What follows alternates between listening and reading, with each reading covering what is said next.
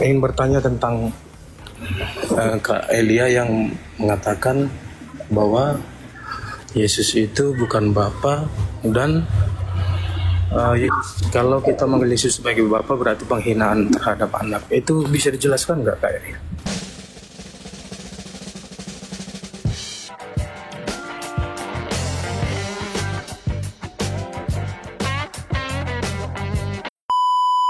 Sebenarnya tidak bertanya, ingin mendengarkan saja tentang Roh Kudus.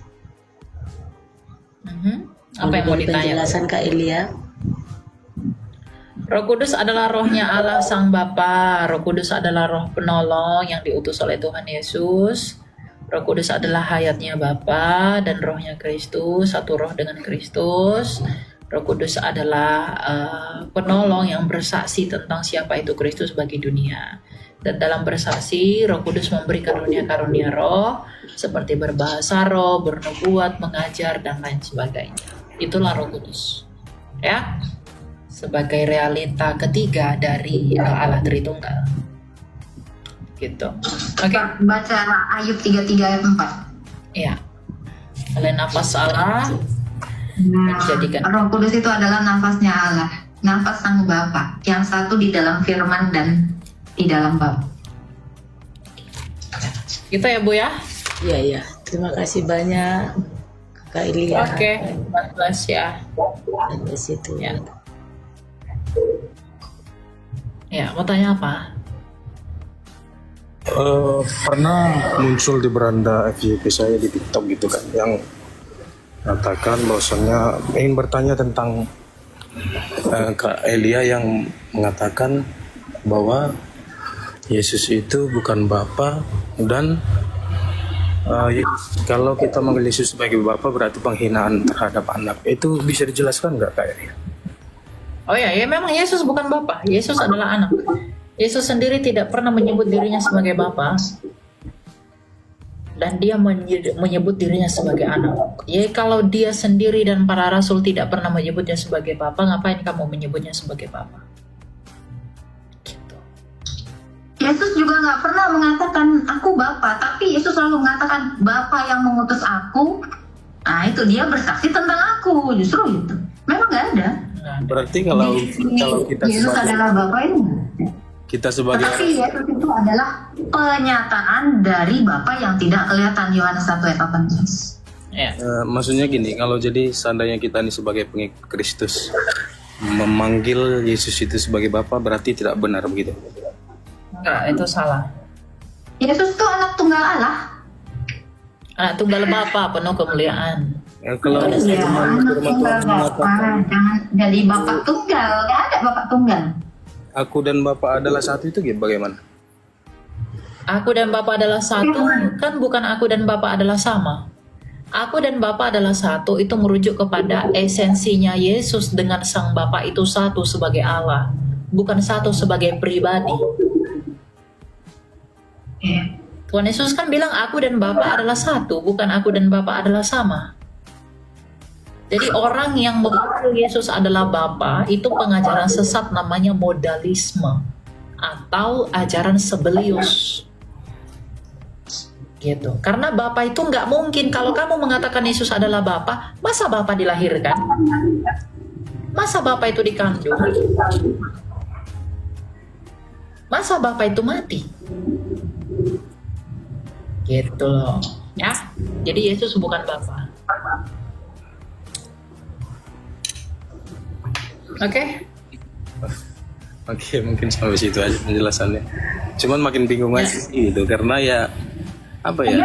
Memang di Alkitab juga nggak ada yang menarasikan Yesus itu adalah Bapa. Coba.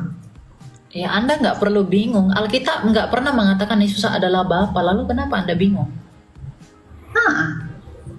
Jadi kenapa Yesus mengatakan aku dan Bapa satu? Ya, firman dengan Sang Bapa, dengan Sang Roh Kudus itu satu dalam satu hakikat Allah. Kayak pikiranmu dengan badanmu kan satu kan? Satu kesatuan kan, satu hakikat manusia berbeda, tetapi tidak bisa dipisahkan. Ya, itu maksudnya. Jadi aku dan Bapa satu maksudnya merujuk kepada firman di dalam Bapa kan satu.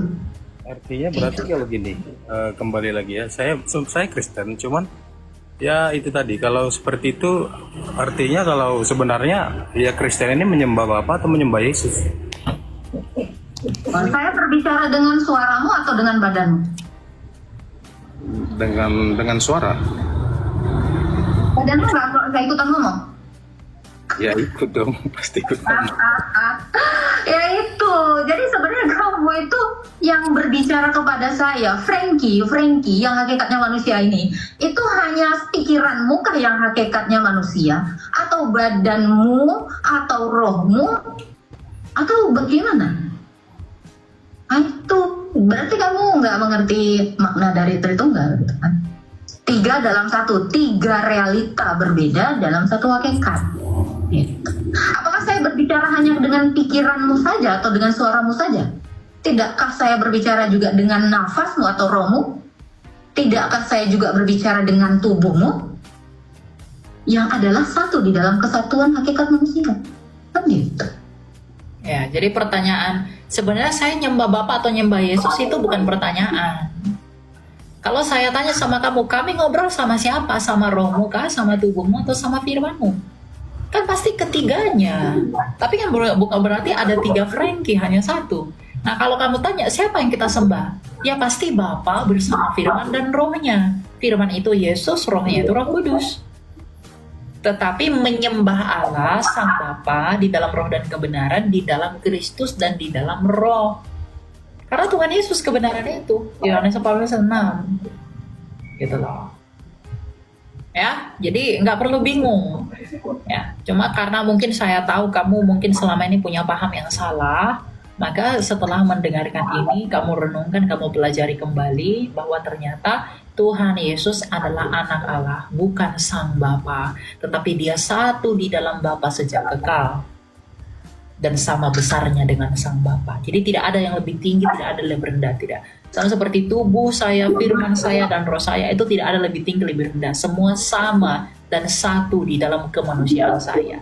Maka Bapa, firman-Nya yang adalah Kristus dan rohnya yang adalah Roh Kudus itu sama dan satu di dalam hakikat kealahan. Gitu. Ya? Oke. Makasih Kak Elia penjelasannya. Gue pasti masih bertanya-tanya tuh. Oke. Jadi sebenarnya kita ngomong sama siapa nih? Nyembah sama siapa nih? Bapak atau firman atau Bapak atau firman atau rohnya? Kalau kamu berbicara dengan Sang Firman, berarti kamu juga berbicara dengan Sang Bapa dan juga dengan Roh Kudus. Kalau kita berdua Elia berbicara dengan Frankie, berarti saya juga berbicara dengan tubuhmu, dengan pikiranmu, dan juga dengan rohmu. Itu karena suaramu atau pikiranmu itulah yang menyatakan siapa rohmu dan tubuhmu sekaligus. Berarti intinya Yesus itu bukan Bapa. Makanya kan dikatakan penyataan diri Allah yang tidak kelihatan. Tadi sebenarnya udah dibacakan tuh. Yohanes 1 ayat 18 dikatakannya, tidak seorang pun yang melihat Allah, tetapi anak dalam pangkuannya, dialah yang menyatakannya. Ya. Oke. Harus ngerti Tritunggal sih memang. Ya gitu ya, Frankie ya. Siap. Terima kasih Kak Elia dan Kak Agatha. Oke, God bless.